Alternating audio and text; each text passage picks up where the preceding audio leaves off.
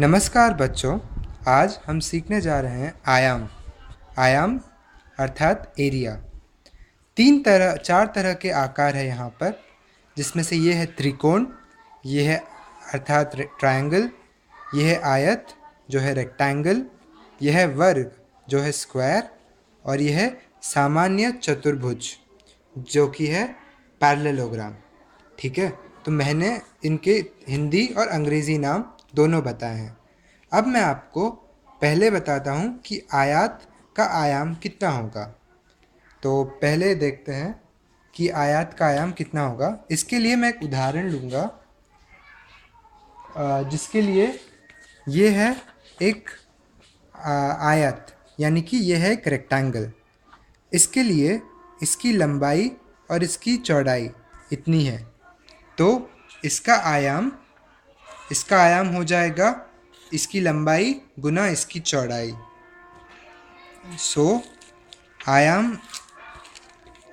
आयत का आयाम हो जाएगा लंबाई गुना चौड़ाई, यानी कि लेंथ इंटू ब्रेड्थ। ये हो गया, जहाँ पे ये है लेंथ और ये है ब्रेड्थ। सो मैंने इसे लेंथ का नाम दिया है और इसे ब्रेड्थ का नाम। यह है लंबाई और यह है चौड़ाई। अब इसी आयत से मैं आपको बताऊंगा कि हम इस त्रिकोण का आयाम कैसे बताएंगे। इसके लिए मैंने एक आयत लिया, ठीक है।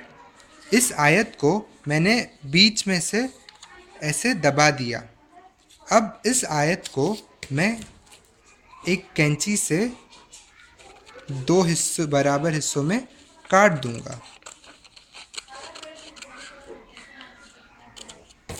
अब मैंने इन दोनों हिस्सों को एक दूसरे के ऊपर रखा है। अरे ये क्या हुआ, ये दोनों एक दूसरे पे सामान्य तरीके से बैठ गए हैं। अर्थात अगर हम आयत को दो बराबर हिस्सों में काटेंगे तो हमें एक त्रिकोण मिलेगा। इसीलिए अब त्रिकोण का आयाम हो जाएगा हाफ, यानी कि आधा, गुना ये है इसका बेस, इसीलिए मैं इसे ब अक्षर दूंगा, बी। और ये है उसकी ऊंचाई, इसे मैं H फॉर हाइट अक्षर दूंगा। तो हमें मिल गया है कि त्रिकोण का आयाम होगा half into base into height, और वहीं आयत का आयाम हो जाएगा लेंथ इंटू ब्रेड्थ, लंबाई गुना चौड़ाई।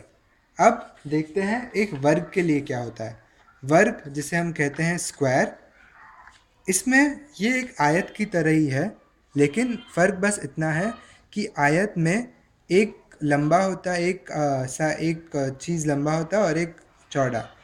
तो यहाँ पे क्या है, दोनों ही साइड एक समान है, इसीलिए इसे स्क्वायर कहते हैं, अर्थात वर्ग में अगर मैं इसको एस नाम दूंगा तो फिर S गुना S होगा वर्ग का आयाम। तो मैंने वर्ग का आयाम पता कर लिया है। अब मुझे एक सामान्य चतुर्भुज अर्थात पैरेललोग्राम का आयाम फाइंड आउट करना है, अर्थात मुझे खोजना है। ये है एक सामान्य चतुर्भुज। इसके लिए अब मैं क्या करूँगा कि ये जो है उसका बेस है और ये जो लकीर है ये उसकी ऊंचाई है। तो मुझे अभी इस सामान्य चतुर्भुज का आयाम ढूंढना है।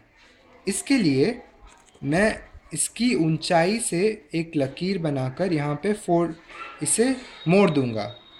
अब मैं इसे कैंची से काट लेता हूँ।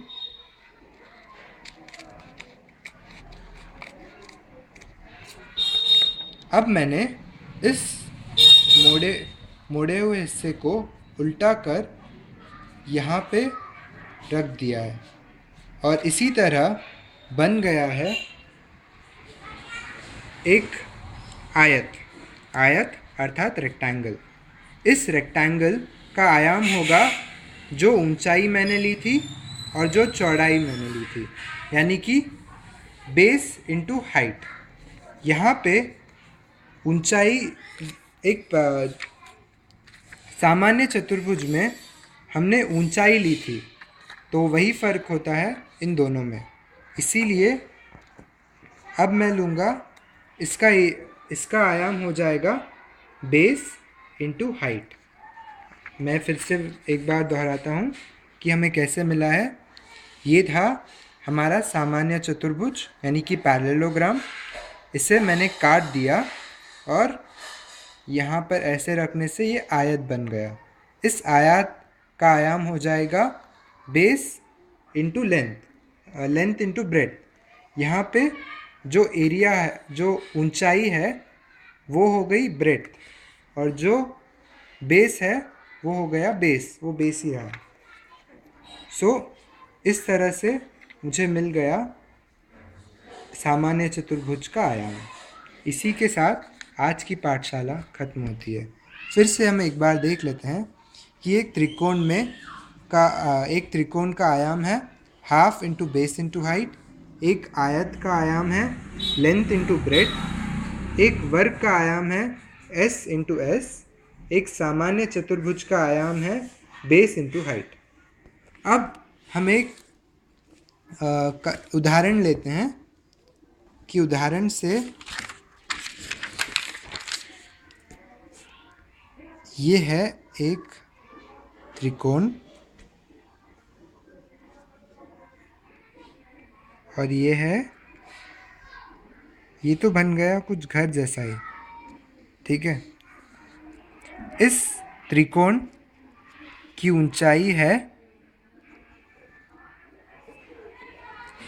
यहाँ मैंने उसकी ऊंचाई ली है 20 सेंटीमीटर और इसका बेस की लंबाई है, ये है 40 सेंटीमीटर, और ये एक वर्ग है। नीचे जो है एक स्क्वायर है जिसकी दोनों तरह से लंबाई 40 सेंटीमीटर है और इसकी ऊंचाई 20 सेंटीमीटर है और इसका बेस 40 सेंटीमीटर है। तो अब मुझे इसका आयाम पता करना है। इसका आयाम होगा half of base into height, यानी कि आधा गुना 20 जो कि हाइट है गुना 40 जो कि बेस है, जमा अब मुझे इसका वर्ग लेना है। इस वर्ग का आयाम हो जाएगा साइड इंटू साइड, अर्थात 40 गुना 40। टोटल हो गया है इससे।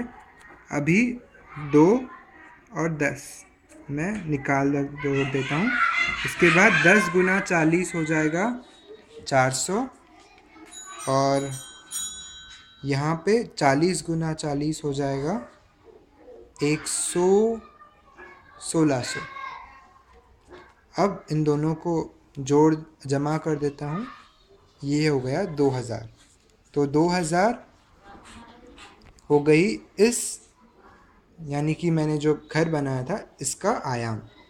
इसी तरह से आप कोई भी चीज़ का आयाम ढूंढ सकते हैं।